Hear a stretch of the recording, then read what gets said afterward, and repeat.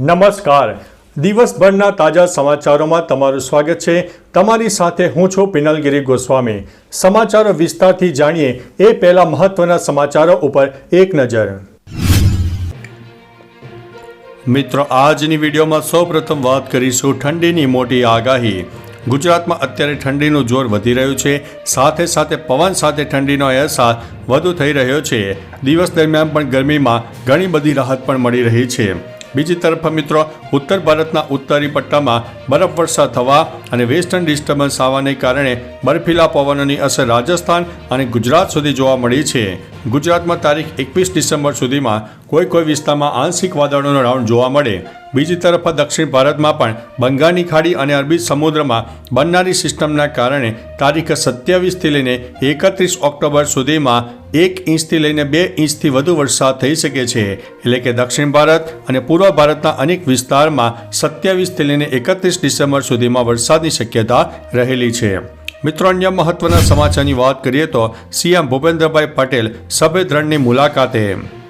દર વર્ષે ગુજરાત રાજ્ય પ્રવાસન વિભાગ દ્વારા કચ્છના સફેદ રણમાં રણોત્સવનું આયોજન કરવામાં આવે છે. ત્યારે મુખ્યમંત્રી ભૂપેન્દ્રભાઈ પટેલ રણોત્સવમાં સહભાગી થવા ઘોરડોની મુલાકાતે પહોંચ્યા હતા. મુખ્યમંત્રી પટેલ રણોત્સવ માણવા આવેલા અન્ય પ્રવાસીઓને પણ મળ્યા અને સુવિધાઓ અંગે વિગતો જાણી હતી. મુખ્યમંત્રી ભૂપેન્દ્રભાઈ પટેલે કહ્યું કે આ પ્રવાસીઓને દર વર્ષે નવી સુવિધા આપવાનો રાજ્ય સરકારનો અભિગમ છે. મિત્રો, અન્ય મહત્વના સમાચારની વાત કરીએ તો ડિજિટલ અરેસ્ટ સ્કેમમાં ભારતીયોએ 120.3 કરોડ રૂપિયા ગુમાવ્યા છે. નેશનલ પેમેન્ટ કોર્પોરેશન ઓફ ઇન્ડિયાએ દેશમાં ઓનલાઈન છેતરપિંડી અને ડિજિટલ અરેસ્ટથી વધતી જતી ઘટનાઓ અને ધમકીઓ અંગે ઓનલાઈન પેમેન્ટ યુઝર્સ માટે એડવાઇઝરી જારી કરી છે. તાજેતરમાં જ પીએમ મોદીએ મન કી બાતના એક એપિસોડમાં કહ્યું હતું કે ડિજિટલ અરેસ્ટ કૌભાંડને કારણે ભારતીયો 120.3 કરોડ રૂપિયા ગુમાવ્યા છે. મિત્રો, અન્ય મહત્વના સમાચારની વાત કરીએ તો હવે આ કામ માટે થોડા દિવસો બાકી. સરકારે દેશના દરેક રાશન કાર્ડ ધારકોને ફરજિયાત KYC કરવા માટે અનુરોધ કર્યો છે. જો તમે આ કામ 31 ડિસેમ્બર 2024 સુધીમાં નહીં કરો તો આગામી સમયમાં રાશન નહીં મળે. ગુજરાતીઓ પોતાનું KYC જાતે જ ઘર બેઠા કરી શકશે.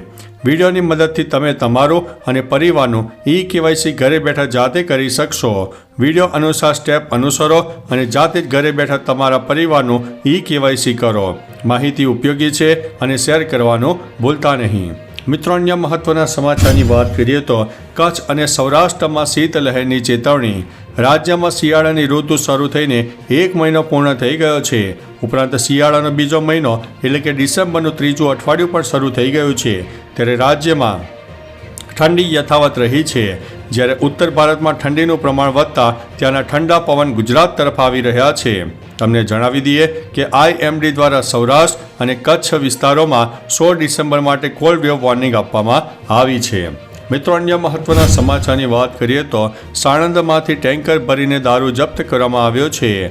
ગુજરાતમાં દારૂબંધી છતાં રોજે રોજ અમદાવાદમાં દારૂના ટેન્કર અને ટ્રેલર ઠલવાઈ રહ્યા છે. ત્યારે જ પંજાબથી ટેન્કરમાં છુપાવીને લાવવામાં આવેલા દારૂનો જથ્થો સાણંદ બાયપાસ નજીકથી સ્ટેટ મોનિટરિંગ સેલની ટીમે ઝડપી લીધો છે.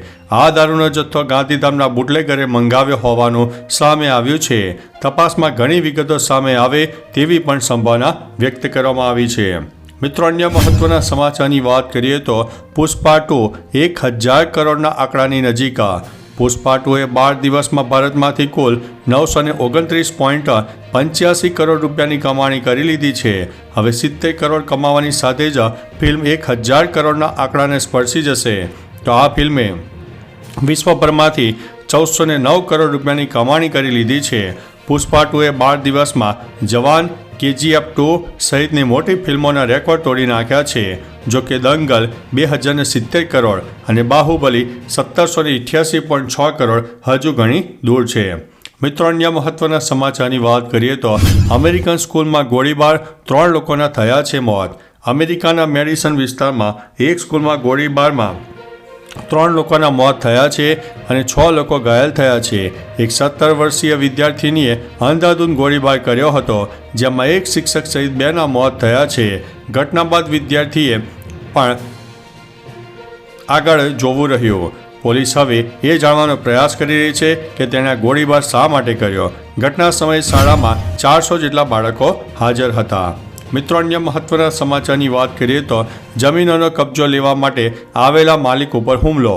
અમદાવાદના નિકોલમાં આવેલા ભુવાલડી ગામમાં સોમવારે સવારે મામલતદારના આદેશ બાદ જમીનનો કબજો લેવા ગયેલા લોકો પર 15થી વધુ શખ્સોના ટોળાએ તલવારો અને દંડાઓથી હિંચકારો કરીને હુમલો કરીને 5 વાહનોમાં તોડફોડ કરી હતી અને બાદમાં પથ્થરમારો પણ કર્યો હતો, જેમાં વર્ષ 1975થી ગણ્યત્યા તરીકે જમીનના માલિક હોવાનો દાવો કરી રહ્યા હતા. મિત્રો, અન્ય મહત્વના સમાચારની વાત કરીએ તો 1971નું યુદ્ધ અમે જીત્યું છે, ભારતે નહીં. બાંગ્લાદેશે પીએમ મોદીની પોસ્ટ ઉપર વાંધો ઉઠાવ્યો છે. તેમના કાયદા મંત્રી આસિફ નજરુલે એક સોશિયલ મીડિયા પોસ્ટમાં કહ્યું છે કે 1971ની જીત બાંગ્લાદેશની જીત છે, ભારત તેમાં માત્ર એક સાથી હતું. નજરુલે પોતાની પોસ્ટ સાથે પીએમ મોદીની પોસ્ટનો સ્ક્રીનશોટ પણ લગાવ્યો છે, જે પીએમ મોદીની પોસ્ટનો છે. તેમાં તેમણે 1971ના યુદ્ધ વિશે પોસ્ટ શેર કરી હતી. તેમણે યુદ્ધમાં જીવ ગુમાવનારા સૈનિકોના બલિદાનને યાદ કર્યું હતું. મિત્રો, અન્ય મહત્વના સમાચારની વાત કરીએ તો IFSC કોડ શું છે? નાણાંના વ્યવહારમાં શા માટે તે જરૂરી છે? IFSC ભારતીય નાણાકીય સિસ્ટમ કોડ, જે 11 અંકનો આલ્ફા ન્યુમેરિક કોડ છે, તે RBI દ્વારા આપવામાં આવે છે. આ કોડ દરેક બેંકની દરેક શાખાને આપવામાં આવે છે. આ કોડના પહેલા 4 અંકો સંબંધિત બેંકનું પ્રતિનિધિત્વ કરે છે અને છેલ્લા 6 કે તેથી ઓછા અંકો સંબંધિત શાખાનો ઉલ્લેખ કરે છે. ઓનલાઈન પૈસા ટ્રાન્સફર કરતી વખતે સાચા એકાઉન્ટ નંબર સાથે સાચો IFSC દાખલ કરવો મહત્વપૂર્ણ છે. મિત્રો, અન્ય મહત્વના સમાચારની વાત કરીએ તો દંડ ભરવામાં અમદાવાદ નંબર 1, રાજકોટ બીજું. ગુજરાતના 4 મહાનગરોમાંથી ટ્રાફિક ભંગના શરમજનક આંકડા સામે આવ્યા છે. જે પ્રમાણે અમદાવાદીઓ દંડ ભરવામાં પહેલા નંબરે છે, જ્યાં 11 મહિનામાં અંદાજિત 100 કરોડથી વધુનો દંડ ફટકારાયો છે, તો 70 કરોડના દંડ સાથે રાજકોટ બીજા નંબરે આવે છે. તો સુરતમાં અત્યાર સુધીમાં આ વર્ષે 17 કરોડનો દંડ ફટકાર્યાના આંકડા સામે આવ્યા છે. 9.89 કરોડના દંડ સાથે વડોદરા ચોથા નંબરે જોવા મળ્યું છે. મિત્રો, અન્ય મહત્વના સમાચારની વાત કરીએ તો દિલ્હીમાં પ્રદૂષણ પર કાબૂ માટે ગ્રેપ 4 અમલમાં. વધતી જતી ઠંડી વચ્ચે દિલ્હીમાં ફરી એકવાર પ્રદૂષણ મોટી સમસ્યા બની ગયું છે. હવાની ગુણવત્તામાં તીવ્ર ઘટાડો નોંધવામાં આવ્યો છે. તેને ધ્યાનમાં રાખીને દિલ્હી અને તેની આસપાસના વિસ્તારોમાં ગ્રેપ 4 લાગુ કરવામાં આવ્યો છે. ગ્રેપ 4 તબક્કાના અમલીકરણ સાથે હાઈવે અને ફ્લાયઓવર જેવા જાહેર પ્રોજેક્ટ સહિત તમામ બાંધકામ અને તોડી પાડવાની પ્રવૃત્તિઓ પ્રતિબંધિત રહેશે. મિત્રો, અન્ય મહત્વના સમાચારની વાત કરીએ તો ગુજરાતના આ માર્કેટિંગ યાર્ડમાં ડુંગળીની રેકોર્ડ બ્રેક આવક થઈ છે. જામનગરના હાપા માર્કેટિંગ યાર્ડમાં ડુંગળીની રેકોર્ડ બ્રેક 15,000 ગુણીની આવક થતાં નવી આવક માટે રોક લગાવાઈ છે. જામનગરના હાપા માર્કેટિંગ યાર્ડના નવા રેકોર્ડમાં આ વખતે ડુંગળીએ નવો રેકોર્ડ સર્જી દીધો છે. સૌરાષ્ટ્ર પરના ખેડૂતો 225થી લઈને વધુ વાહનોમાં ડુંગળી લઈને આવી પહોંચ્યા હતા અને લાંબી કતારો પર લગાવી હતી, જેમાં 15,000થી વધુ ડુંગળીની ગુણીની આવક થતાં યાર્ડ હાઉસફુલ થઈ ગયું હતું. મિત્રો, અન્ય મહત્વના સમાચારની વાત કરીએ તો ભારત મંડપમમાં આ તારીખે ધ મોટર શોનું આયોજન. નવા વાહનો જોવા આતુર કાર પ્રેમીઓ માટે સરસ સમાચાર સામે આવ્યા છે. આવતા મહિને 17થી 22 જાન્યુઆરીએ ભારત મંડપમ ખાતે કાર મેળાની 17મી આવૃત્તિનું આયોજન કરવામાં આવશે. ઓટો એક્સપોની આગામી આવૃત્તિમાં 37 ઓટોમેકર્સ દ્વારા સહભાગિતા જોવા મળશે, જે 1986માં પ્રીમિયર ઇવેન્ટની પ્રથમ આવૃત્તિ પછી સહભાગીઓની સૌથી મોટી સંખ્યા રહેલી છે. તો ચાલો મિત્રો, ફરીથી દેશ અને દુનિયાના સુપરફાસ્ટ સમાચાર લઈને મળતા રહીશું. ત્યાં સુધી અમને રજા આપશો. નમસ્તે.